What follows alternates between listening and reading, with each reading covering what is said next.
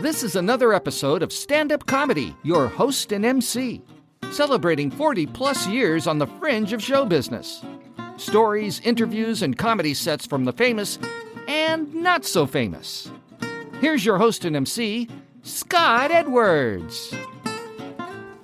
Hey, welcome to another show of your host and MC, and we have another great episode for you today. Ladies and gentlemen, a very good friend, longtime comic associate. He started at the club back in the 80s. We're going to talk about it, but let's give him a good welcome. Bentoni is here. Hey, thank you. And I should explain right off the bat that Bentoni is his stage name. He's actually Randal Benton, and he's a retired photographer for the Sacramento Bee, award-winning photographer, I should say, and has done all kinds of amazing work in his life. But I'm going to avoid all the amazing work he's done. Go right to the comedy.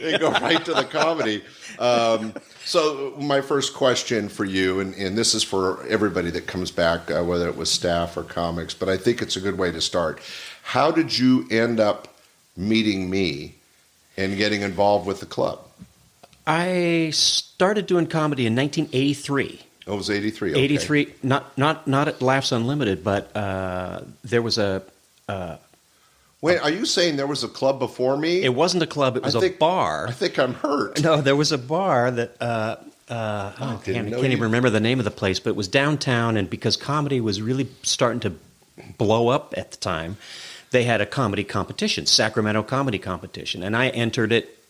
It was I'd never done comedy, but my friends thought I was funny. I thought I was funny, and I remember watching the comics before me go up there and just bomb. And the guy right before I went on, I could hear him every time he would deliver this punchline. It would just fall flat. I could hear him gulp audibly.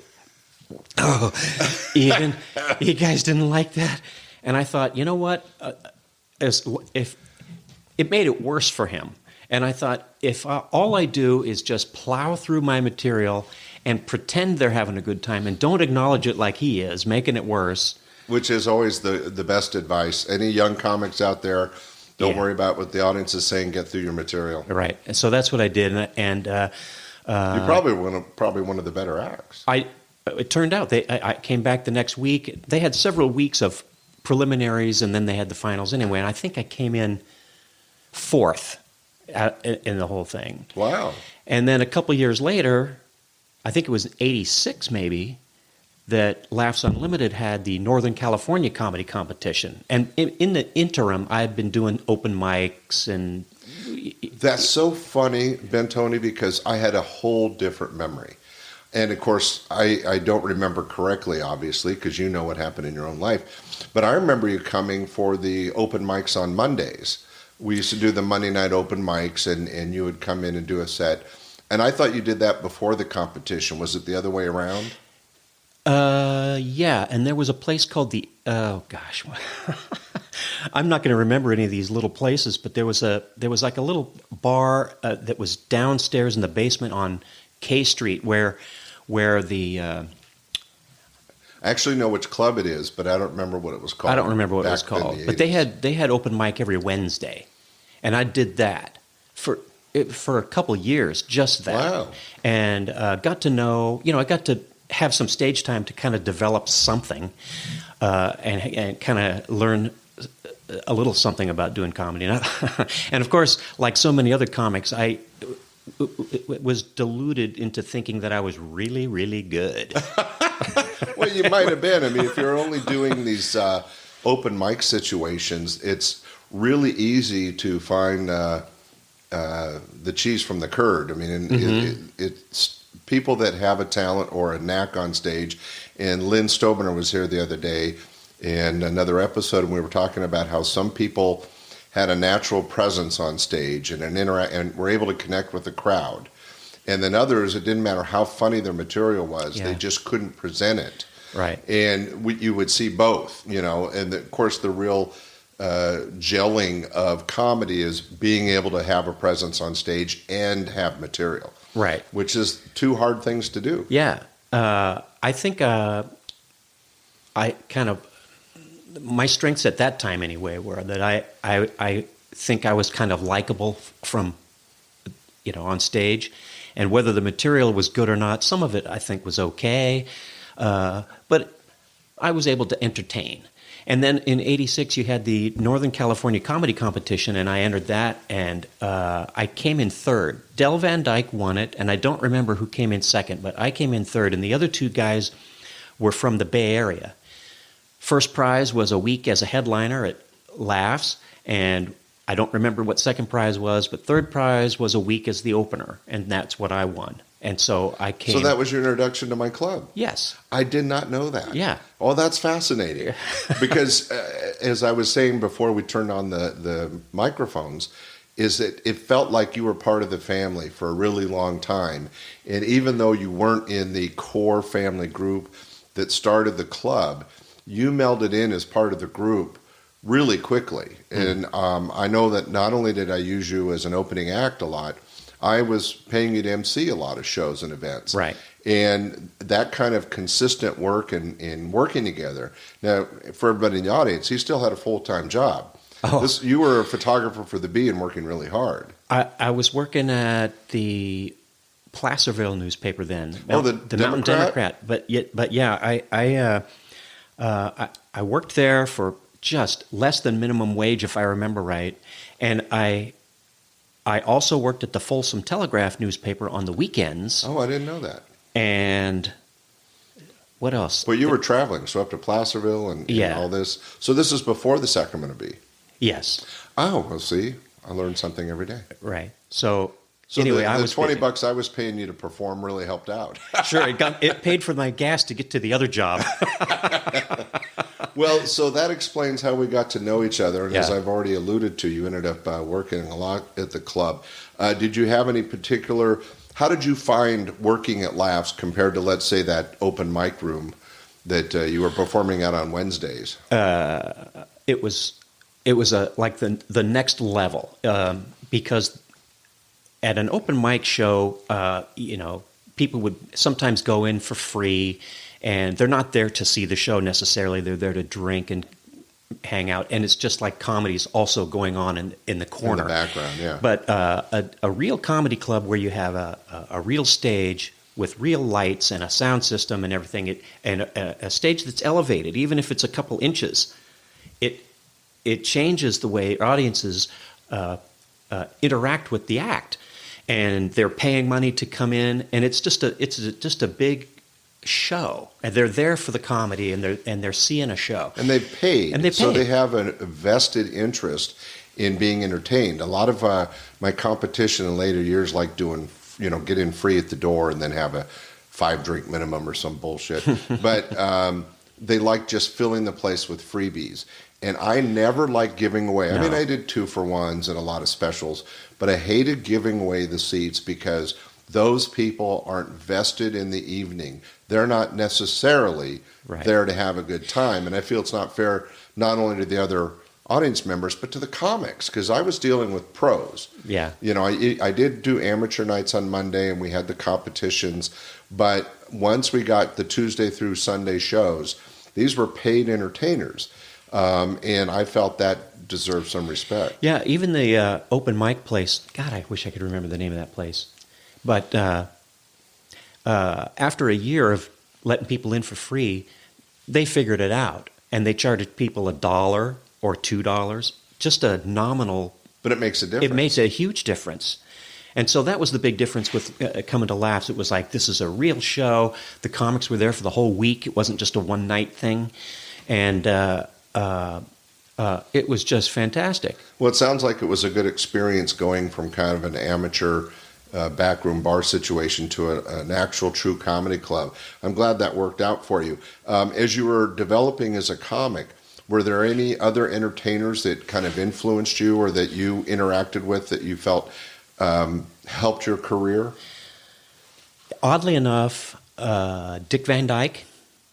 from the Dick Van Dyke Show. Wow. Well, I don't remember him being at the club, but that's great. Oh, you mean at the club? Oh, yeah. No. I'm thinking of people who you took inspiration. Yes. And Dick Van Dyke, of course, is tremendously funny, even though he never worked for me. Yeah. I have interacted with him, but not. Oh, have you really? Oh, God, I'm so jealous. I'm such a fan of the Dick Van Dyke Show.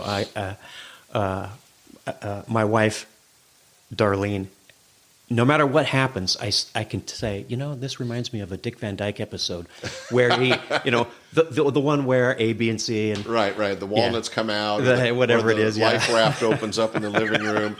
Our famous one is Bob Stoviner reminds us. He's kind of a nervous Nelly, everybody, and there was a famous Dick Van Dyke when Laura's pregnant, and he has the hat on the bedstand, and he would practice pulling up. Getting out of bed and grabbing his hat. It's just so funny, and it just makes us think Bob's that way. He's kind of a little the telephone on his belly, too. So with his finger in the dial.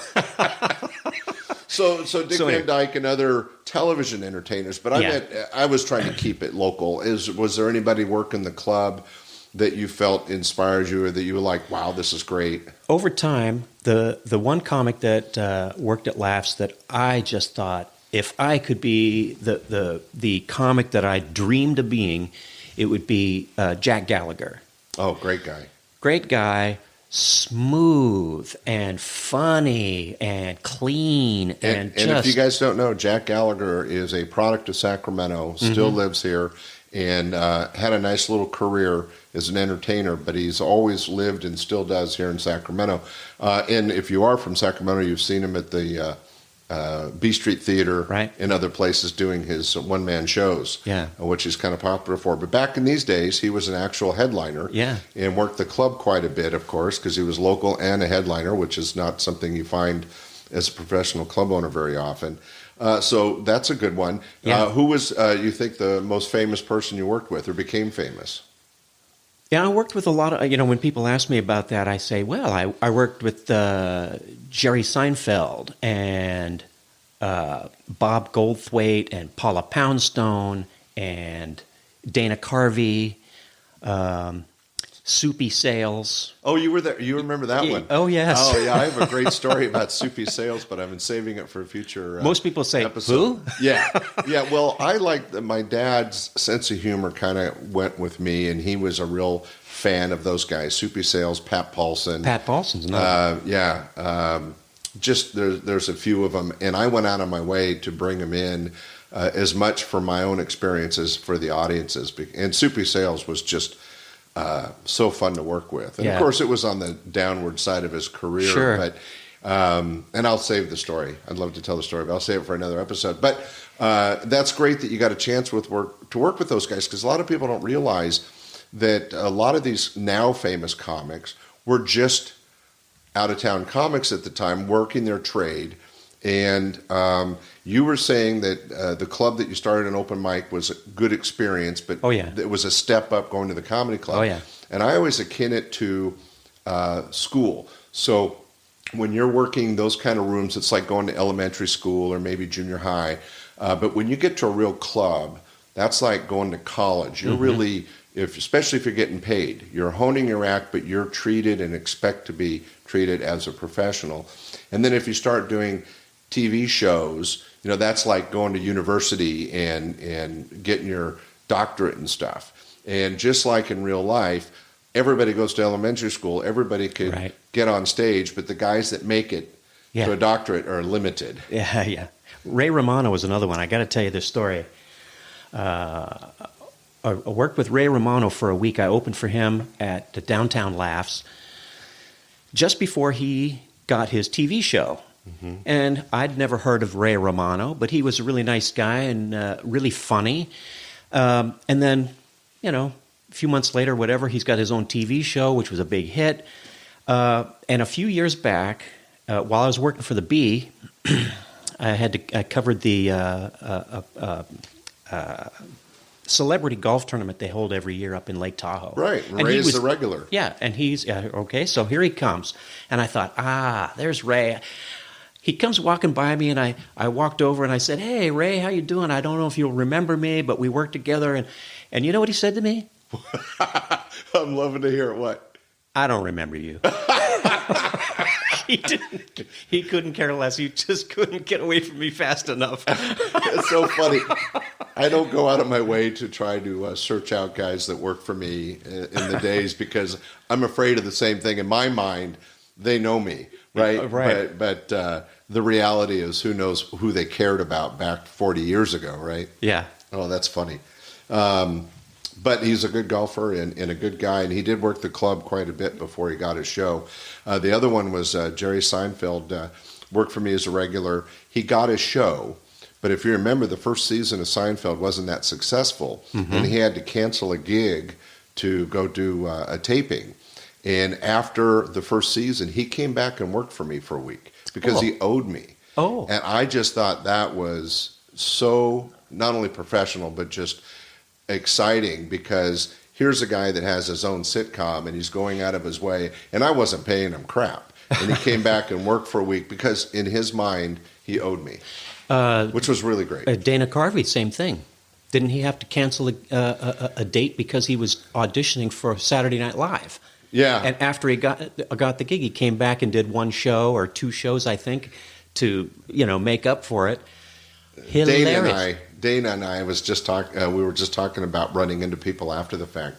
So flash forward, let's say 15 years, and I had taken my son Bobby to Los Angeles, and I took him to Tonight Show. Jay was the host, and we got to go in the green room, and we hung out with Roseanne Barr. And he got to sit in the set where Johnny used to sit, which was really cool. We got to watch the show from behind the cameras, and then after that, I took him over to a club, and the headliner was Dana Carvey. And my son had heard that Dana worked for me, but he didn't really think anything. And Dana's a huge star. Wayne's World had been out. He'd been a big hit on Saturday Night Live, and he was working this room just because he lives in L.A. So he was working this room, and so we sat back in the sound box. The owner of the club knew me as another club owner, and we're sitting in the sound box, and the show ends. And we kind of go out, and I go, well, let's go out in the lobby, and we'll just wait and see if Dana will have time to chat. And the show hadn't been over 5 minutes, so there's really a lot of people trying to exit the room. And I'm on one end of the room and with my son, and we're just talking about, hey, hope you enjoyed the show and stuff. And from across the room, Dana goes, Scott Edwards! And he just beelines for me. And I got to tell you, as a father, one of the greatest moments of my life was the look on my son's face. Because I don't think he ever thought, most kids don't think their dad's a big deal or not. Right. And here he was seeing this now famous guy, Dana, come running across, fighting his way through the crowd to get to me. And when he got to me, we hugged. It was like, wow. We had, we'd just worked together that week, and it actually been years. And, but I really impressed my son that day, and even now it chokes me up. It was really a neat moment. But we have gotten off track a little bit. So you're doing comedy, and you won one of my competitions, and you're starting to perform regularly. How often would you say over those few years from, you said 88 on? 86. 86. Now, I know you did Laughs in the Park, because we're going to hear a little set from that in a few minutes. And I know you emceed both my rooms. Yeah. And I know you performed a lot. How often would you say you were entertaining at my clubs? Well, 5 nights a week, except in March. It was 6 nights a week, except in March it was 7 nights a week. Because I was the house MC in the Citrus Heights Club. You were the house MC at Birdcage Walk. Yes. Oh, that's cool. And I knew it, but I didn't know for how long. Oh yeah, from 86 till 93. Wow. And I was the bartender as well. I had some. Oh my God. Well, I made everybody earn their way. Yeah. Oh, I loved it because. I loved it. It was like every night, as the MC, I would do like 10 minutes right up front to warm up the crowd. And the nice thing about that was, I had some hack material that I leaned on every night to get things started. But over the years, I used that time to kind of develop my regular material. Not regular, well, sometimes that, but mostly riffing and just improvising with the audience, because that's a skill you can only acquire by doing it. See, I think that's my claim to fame. I never wrote material, but I was considered pretty funny, and it was not because I had set material, but I could work an audience. Do you really like think nobody. You were considered funny? Well, somebody somewhere I said thought something. so, and I've been straightened out many times. Well, but it was a great kind of proving ground, right? To work. Well, on and to those get skills. it, it's really a value. In fact, I think at this point you owe me money. But to be able to get on stage, that consistency really does change the quality of entertainer we become. And it's not just the material, but like you said, the interaction with the audience. I'm going to sidetrack just a little and explain to the audience that I was rare because I was a club owner that loved emceeing. And so I would meet the people at the door. I was running and managing the bar, but then I would MC my shows. And that actually doesn't happen in the industry. You know, Mitzi Shore never MC'd at the Comedy Store, and Bud Friedman, he did MC his TV shows, but he rarely MC'd at his club. He wasn't good on the TV show. Yeah. Well, I won't say anything. But I did do that. But when I had multiple clubs, I had to find people I trusted to be an MC. And at the Birdcage Club, Rich Giannichini and Bob Stovner took turns managing that. And so you were the guy that I leaned on to make sure that those shows happened professionally, because you weren't just the MC. Hopefully you were also kind of making sure the acts were there and did their time and used the light and all the stuff that you have to do to make sure the show's professional and doesn't just run chaos. I was always kind of obsessed about having a professional-looking show. And I was also the bartender. So I would go early, set up the bar, and as people were coming in ordering drinks, I'm pouring the drinks and everything, and then, okay, time to start the show. I'd take the apron off, go up on the stage and start the show, go back, mix drinks. So, and I was always really kind of self-conscious about having the audience know that I was also the bartender. And a couple of things. One time, Richie, who was the manager, had the knives sharpened professionally.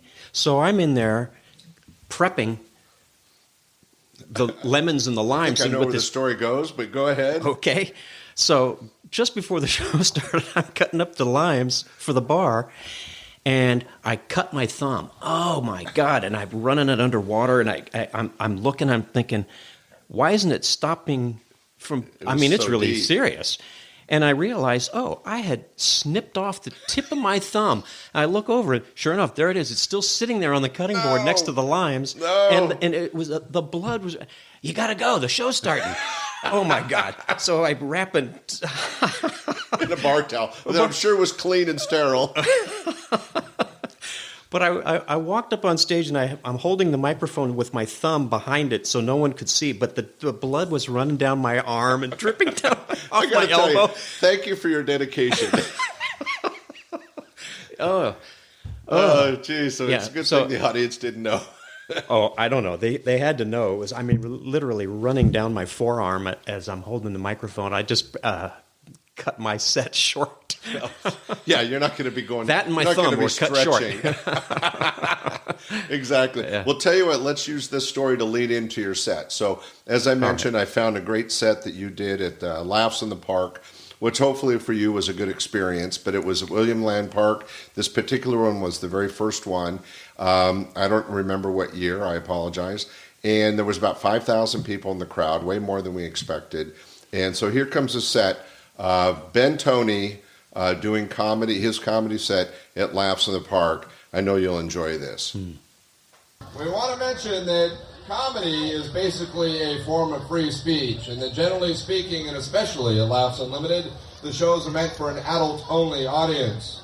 You must be 18 and over even to go to Laughs Unlimited. The entertainers have adjusted their material for this afternoon, but we would like to mention that if you find anything offensive, call the city. With that in mind, we're going to bring up our next entertainer. You guys ready for more? Beautiful crowd, beautiful.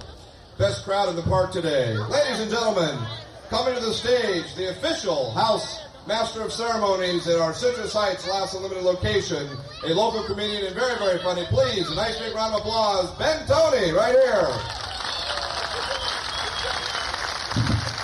Thank you very much, and boy, welcome to the park. What a crowd! You guys look great. This is big.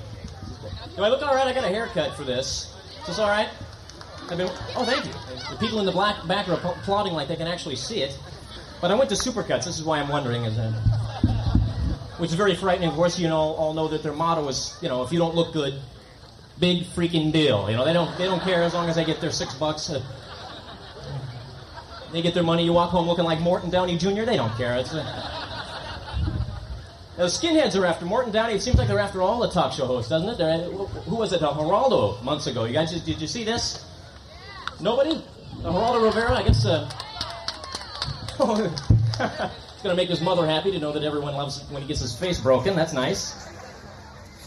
Well, evidently there were some neo-Nazis in his audience that just had enough of his stuff and picked up a chair and smacked him in the face. And now, if I was Geraldo, I would feel kind of bad to know that even other jackasses hate my guts, wouldn't you? I mean, these guys don't like you. They haven't picked on Oprah yet. I guess I should stand clear of Oprah. She lost a lot of weight. She looks good, doesn't she? Sure. It's commendable. Of course, I think she's wasting her time, actually, because people are going to always remember Oprah as that fat lady that lost all the weight. Don't you think? Because I remember back when she was really big about a year ago. Did you see it when Ann Landers was on? Ann Landers was on her show talking about the pencil test. Any ladies know what this is? This is Ann Landers' practical test for ladies to determine whether or not they need to wear a bra.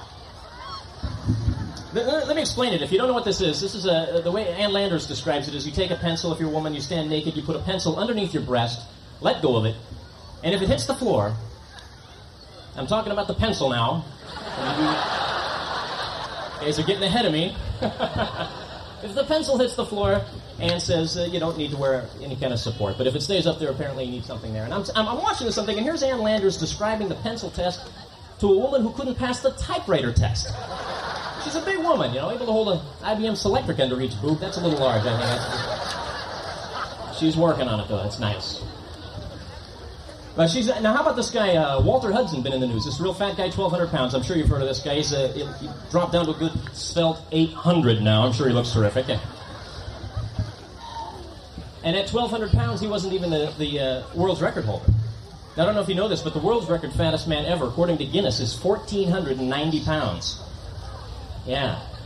Hard to imagine. And this is what's hard for me to imagine, is the fact that the guy before him, the previous record, was only 1,069. So there's like 400 pounds difference between the two records, and I'm thinking, where were the scientists when this guy weighed 1,070? When he finally broke the record, you'd think someone 1,000 pounds, people would be following around, you know, trying to give him a couple dozen pizzas and donuts to get him over the line, but no. They waited till he's 3/4 of a ton to, boom, put him in the book there. It's like, I suppose maybe his weight fluctuates like the rest of ours, I don't know. What do you weigh, Paolo? 950, 1,500, right in there, you know. Let me put this into perspective. Here's a guy, if he lost 400 pounds, he'd still have to lose another 500 pounds just to weigh 600 pounds. This could get you in some kind of a book anyway. How many people, let me find this out, how many people, just applaud if you're at least 30 years old. Just clap if you're at least 30. All right. Now applaud if you think being 30 is old.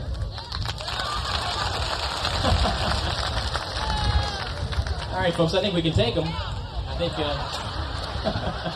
I've been asking everybody this because I got a birthday next week. A week from today, I'm going to be 33. I don't think it's old. I think 30 is quite young. I'm still holding my own, which, yeah, of course, I'd like someone else to hold it for me for a while, sure, yeah. I don't know if you people in the back can see from where you're standing, but I'm holding my own right now as I'm talking to you. This is the most fun I've had all afternoon, so, don't worry, I'll be done in just a second. So, you get 33, that's what happens. All right. Yeah, let me tell you what made me feel old. I was at a party not too long ago. I met this very, very young girl, and I didn't think we'd have anything in common, but she said she was a big fan of the Beatles, and of course I'm a big fan of the Beatles too, but she said she liked them because she thought one of them looked exactly like Julian Lennon. So I had to explain that to her. She thought I was old because I could remember when John Lennon was still alive and still making records. You know, I can remember when Paul McCartney was dead and still making records. You guys remember that? Yes, the people over 30 do. Now, last year for my birthday, my friends took me out to Benihana's for dinner. This is a nice place, a fancy restaurant where they prepare the food right there at your place. Very spectacular. They're flinging knives around in front of you and everything. And this is fine if you've been there before and are prepared for it, but I wasn't. So it scared me to death when I noticed the guy's name tag said trainee.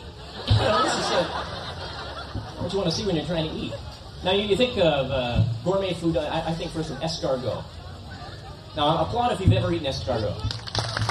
Oh, my God.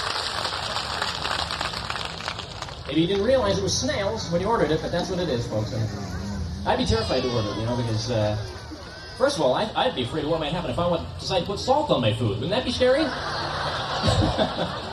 Oh, yeah. Nothing like seeing your entree become soup, huh? Oh, man. Anyway, very scary. So we got George Bush as our president. You guys happy with this? George Bush, Dan Quayle? No? Suddenly it's a political rally. Now, this is true. This is true. During the convention, there was a quote in the paper by George Bush. He said, if Dan Quayle and I ever get to the White House, we're going to get hold of the American public like a couple of pit bulls. And there was a picture of these two wimpy guys standing there, you know. Pit bull's a vicious animal. These two guys look like a couple of Mormons that just lost their bikes. You know what I'm saying? Just not very threatening, anyway. Now, they've been in office for about 6 months, haven't done anything. That feels more like they've gotten hold of us like a couple of horny poodles, doesn't it? Which poodles aren't even dogs anyway. They're just cats in drags, in my theory. Anyway, I'm going to leave you with this real quickly here. Now, what was the basketball game? The Pistons won today. You guys happy about that?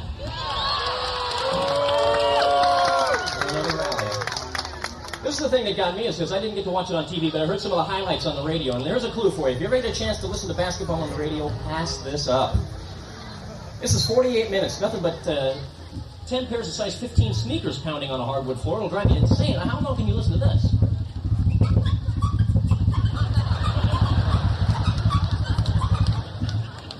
Like I said, I was in my car. I thought my front tire was about to pop loose, or the fan belt was going to blow or something. Very, very scary. So I got a rotten car. I got a 1962 Rambler American I'm trying to named Rambo. It's got 15 different colors of paint showing through it, so it has that camouflage look as it goes down the road. The front bumper's twisted in the front. Looks a lot like Stallone. And every morning when I go to start it, it sounds exactly like Rambo. I just turn the key and...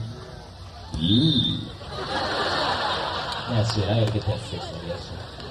You guys do this when you hear a new funny noise in the engine, you don't know what it is, you fix it by turning up the radio a little bit louder? Does that help you out any? Anyway, you guys have been terrific, and you've got a fabulous show ahead of you. Thank you for coming out here tonight, and keep supporting comedy. My name's Bentoni. Nice set there, Bentoni. Wow, that was amazing. Oh. The crowd loved you. Do you remember doing that first laps in the park? I honestly don't remember doing the first one. I do remember doing the second one because it was the biggest crowd I had ever performed in front of. I was told 13,000 people there at the second one, and it was just great. And those were super, super shows, right? We had great acts. The audience knew what to expect. It was a free show, but it was sponsored by the Sacramento Police Department, and the Sacramento Bee was a major sponsor. And just a ton of fun. Yeah. And I would pay the comics, but not a lot. It was a free event, so it was mostly covering people's travel, and in a few cases I got hotels and stuff. But it was really about giving back to the community.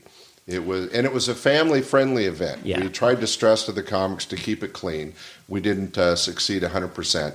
But it was a family event. And in fact, before the comedy show, I had clowns running around blowing up balloon animals, and we had beach balls bouncing around. You know, it was really fun. A day in the park. You know, I worked at the Bee and after that, long after that. But the Bee covered those shows and always published something, a photo or two from the performance. And on the second one, the photo that they ran was a picture of me.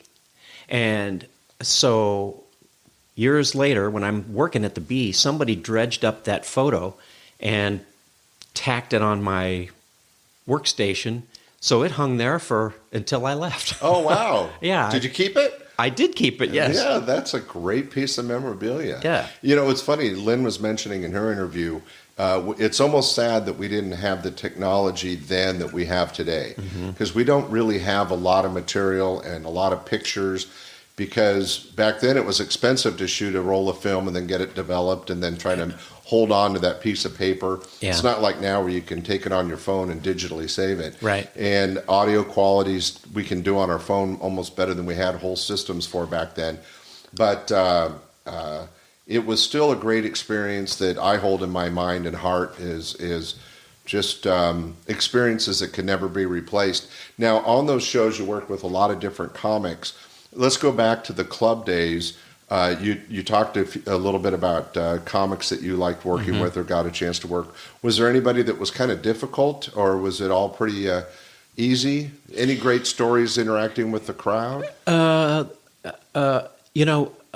Tim Bedore, great, funny comic, and has some of the best material on being a Catholic. He was that I've ever heard. A radio DJ from KZAP at the time that wanted to do comedy. He did a great job. However, one night he kept addressing someone, "Hey, stop heckling me," man, things like that. Right? And I thought somebody's heckling that guy, and because I was the MC and we're also the bouncers. I gotta make sure. So I thought, well, who's he talking to? And I thought it was these two women. I go over and I ask him, and I said, please don't heckle. Please. Oh yeah, and he kept at it, and it really was annoyed by somebody heckling him. So finally, I said, look, you two have to go. And I asked them to leave, and they left. And after the show, I said, so those ladies bothering you? And he said, what are you talking about? So I threw these two nice ladies out for no reason. Innocent ladies, and they didn't protest? No, and they did, but they said, "Okay, never mind. We've seen enough anyway." They left, but I thought, "You dick, you." Right. I thought he set you up. He set me up, and I don't think it was on purpose, though. But no, it wasn't. But he didn't know what I was talking about, and I thought. I'm never going to save you again. Right. But he's a great guy, and he's very, very funny. I hope... Well, and I'm sure he wouldn't even remember that, but I'm sure he was wouldn't. probably working on some... we all had to come up with retorts to heckling, and maybe he was working on something new, or maybe... Who knows? But that's a great story, because part of our job as the MC/manager, whatever's going on, /bartender, we had to... despite cut off thumbs, we had to deal with the crowds and try to keep heckling to a minimum. And which is really funny as a bartender, because you're trying to sell drinks and make money, but then if somebody got drunk and out of hand, you had to deal with it. Yeah. No, I don't remember any comics that I didn't get along with. They were all great. There were some that wouldn't hang out with, but I never had any problem dealing with them. And if there was any, I don't remember. It was just great fun, week after week after week. They were.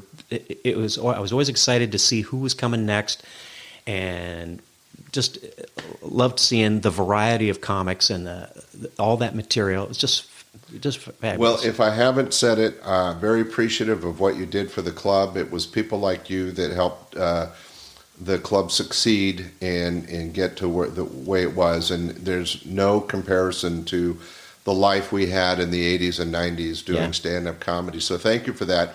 I am going to play one more set. Who would you like to hear do a set of comedy? Was there somebody that you haven't heard in a while that you'd like to hear? And I'll put a little short set on top of yours. If you have, some of my favorites were Bob Worley, Peter Galkey, Andy Kindler. Yeah. Those are the names that stand out. All right. Well, ladies and gentlemen, stay tuned. I'm going to find one of those acts. I have in my mind who I'm going to use, and I'll give it a proper introduction. But thanks for coming by and being a part of your host and MC. Ladies and gentlemen, Randal Benton, but better known to the family as Bentoni. Thank you. Thanks for coming out. Hey, it was my pleasure. It was really fun. And here comes a little taste of that entertainer that both Bentoni and I really like. Here's a short bit from Bob Worley. You ever see old pirate movies, like an old Tyrone Power movie? You ever see this? You ever see them stick like a big saber in their mouth? They take like a big knife, stick it in their mouth, and then try to board a ship. Aren't these guys afraid somebody might bump them? It's like, let's go, Blackbeard. Oh, very sorry. Very sorry. Oh, don't even worry about it. It's fine. Every time the guy talks, looks like a big Pez dispenser. Just wham! And there's candy flying right out that thing. All right, sorry, that's a little far-fetched. Sorry. We hope you enjoyed this episode of Stand-Up Comedy, your host and MC. For information on the show, merchandise, and our sponsors, or to send comments to Scott, visit our website at www.standupyourhostandmc.com. Look for more episodes soon and enjoy the world of stand-up comedy. Visit a comedy showroom near you.